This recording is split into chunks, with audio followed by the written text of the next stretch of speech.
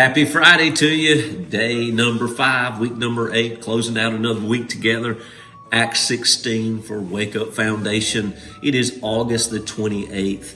And this is one of my favorite chapters in the book of Acts. I remember early on being called into ministry and feeling led to preach on this chapter. Very familiar, but learn something new every time I get in this chapter. In verse number 6, I highlighted, and verse 26. In verse number 6, Paul is actually, and Silas are actually forbidden to preach the word or to go to certain places to preach the gospel.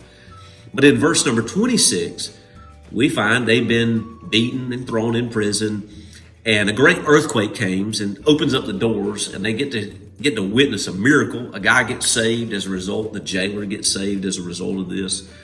And so here's what I wrote down under explanation. God's Spirit desires to place us where we can be used. Let me say that again. God's Spirit desires to place us where we can be used. So if you're not being used, it could be that you're not following the leading of the Holy Spirit. Or you're not just trying to get engaged with what God's wanting to do where He has you. So how do we apply this? You cannot witness, here's what I wrote down, you cannot witness a miracle if you don't walk in obedience. See, the miracle that they experienced with the earthquake where a jailer gets saved all hinges on the fact that they were not going to the places that the Spirit said don't go to.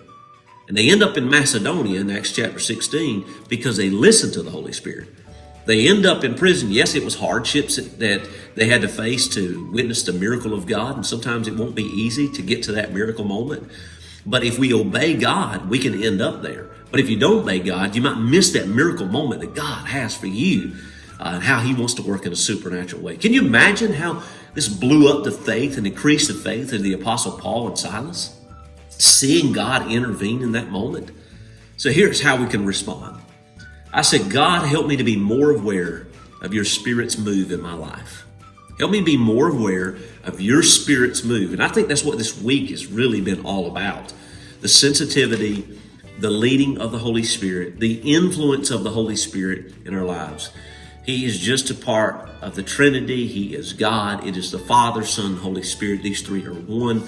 But God embodies us through the power and presence of the Holy Spirit to guide us, protect us, to govern us, to equip us, to empower us, to use us.